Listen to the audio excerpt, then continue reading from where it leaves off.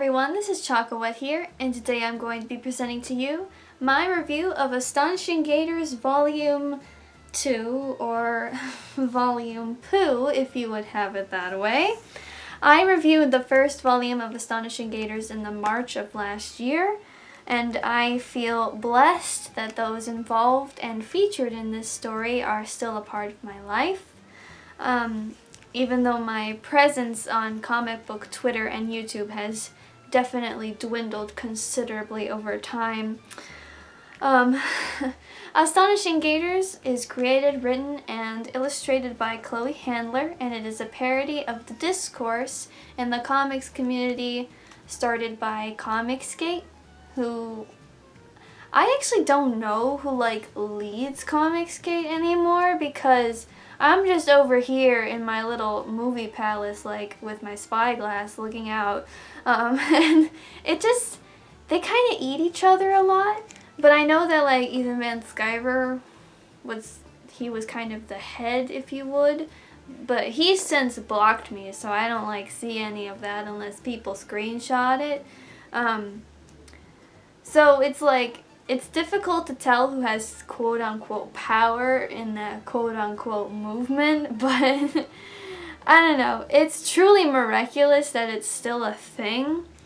But anyways, for my review, I'm not going to go through characters this time. I'm just going to go through the plot and then my likes and dislikes. So, picking up where the first one left off, the story is a combination of the normal Gators story and another story focusing on Just Girl, who is a minor character from the ending of the first Astonishing Gators, and she has her own story, which is a parody of Rey's story in The Last Jedi, where she goes to find the impenetrable sun ray, who I have on my pin. This is probably, I want to say I have 3 Astonishing Gators buttons, but this one is my favorite, because the other one has a toilet on it. I will admit I do wear that one to cons. And then there's the Debate Me one. I think that's the 4 I have. Anyway, but Just Girl goes and finds the impenetrable sun ray, who is pretty much old man Luke Skywalker, because she wants to become the new impenetrable sun ray. Soira goes off to Wakanda after her rock concert with Glittershot gets interrupted. She sees that Captain Incel is still alive and being held by King T'Quanza, Sassy, and Tuma, and I think that he is a parody. Hang on, let me check. I don't remember what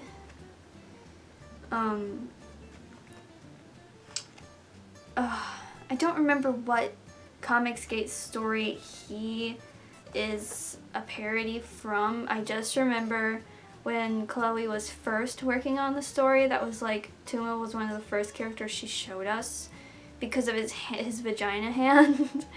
that was from something, and I can't remember what it was because it was awful.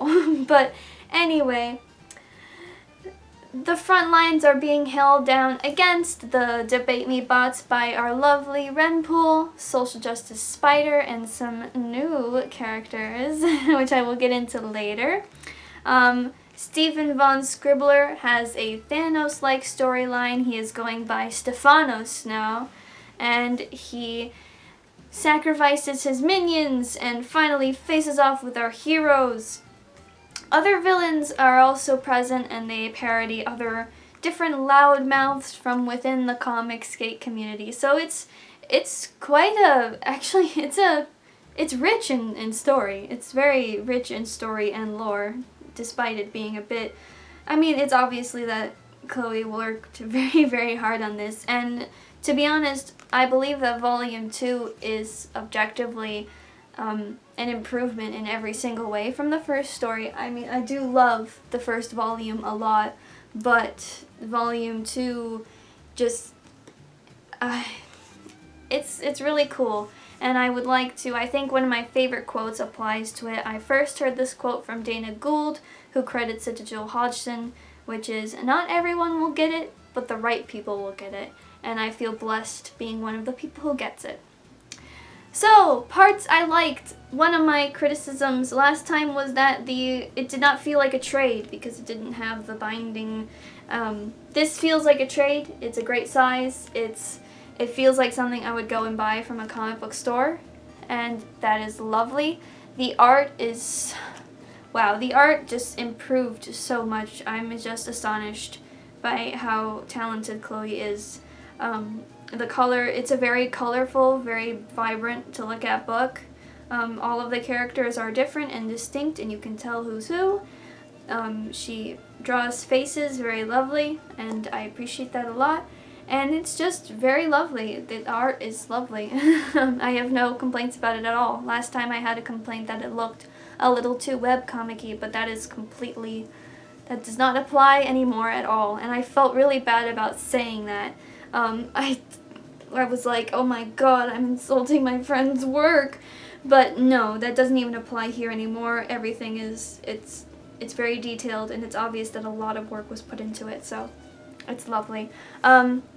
I loved Glitter Shot. I know that with the Kickstarter or something, that one of the tiers would be you could get like a CD with all the music on it that she had written, but I did not have that, but I kind of wish I did because I would like to hear that song.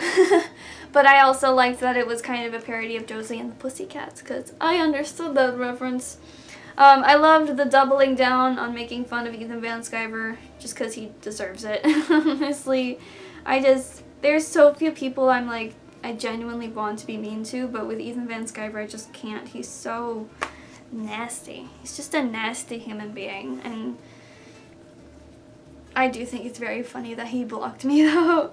There's a small moment where Just Girl is meeting with Sunray, and he like shows her the different suits he had, and I just thought that was kind of cute, like just kind of a shout out to how different costumes change, and it's obvious that some of them were, or all of them, I don't know, I don't read enough comics anymore, but they were obviously homages and parodies of other suits in comics and how superheroes have changed their designs. I loved Wakanda. That sounds like a fun place to live, honestly. And okay, now we get to focus on one part that I am just blushy about, and it is me. Negasonic Teenage Chakawat, that's me. I'm just overwhelmed. Thank you for including me. It's so sweet of you, and it makes me blush, and it gives me a stupid grin whenever I'm reading this. You captured me perfectly, Chloe. I mean, I got my little baby face. I got absolute Dale Gribble energy with my goggles. It's just how my character is introduced, like politely debating on my cell phone. Like when I do debate, I always try to appeal to other people's kindness, which usually does not work. So that's why I've stopped.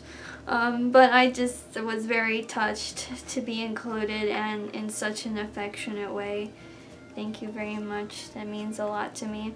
And the rest of the gang, especially, I am very partial to Kyla Ren, because Kyla is my friend and I love her and support her, and it was cool seeing her included as well.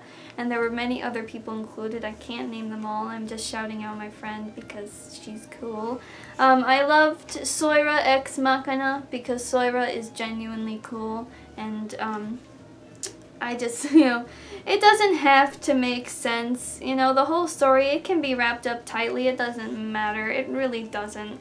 It's a fun book, and I loved the diner discussion at the end. Again, me being included, I was like, I'm there. I'm talking with other people like a human being. Isn't that a thing? And I just thought it was really cute and sweet because that was how the first one ended as well. I liked all the poking fun at the symbolism in Star Wars with Just Girl's storyline, and also the fake ads throughout for like different Comicsgate things and like soy and stuff. That was just really funny. It really like just tied the whole book together to give it even more humor, and that was my kind of humor, definitely, that like lowbrow ad humor. So I appreciate that a lot. There were just a couple parts I disliked. One of them is just my book got a little nicked in shipping, and that's absolutely no one's fault. It's just, I was like, oh no, it's a little bent. It's literally nothing for anyone to feel bad about. It was just a little like, oh.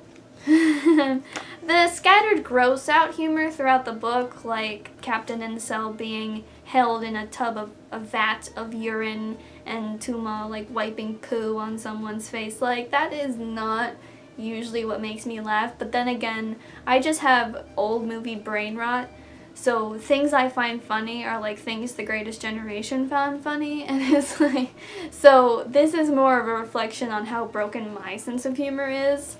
But I'm sure a lot of people found that way funnier than I did, but it didn't take away from my enjoyment. I was just like, bleh.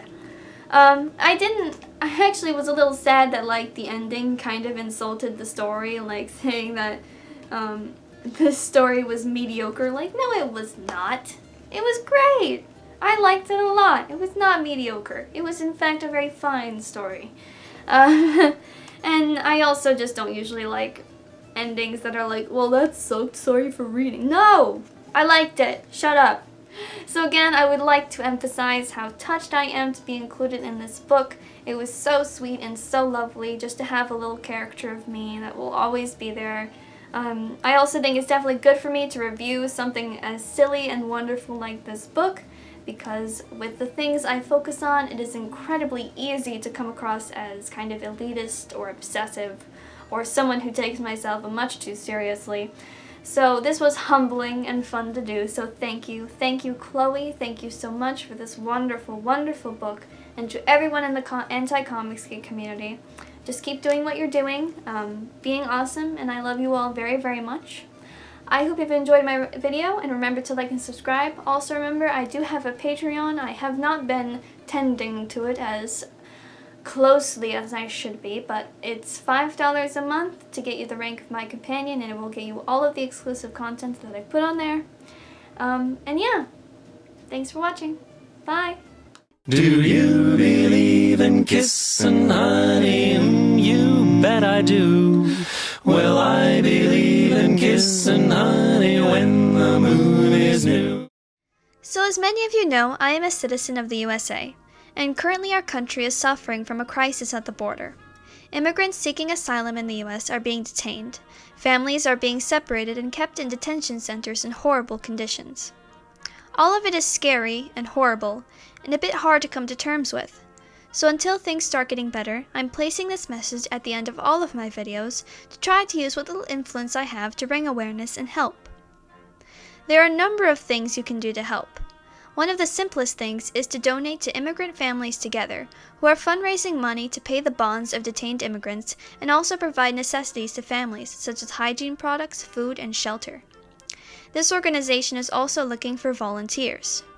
You can also take direct action by calling your state's government's officials and try to make your voice heard, and also refuse to let your taxes go to fund these facilities.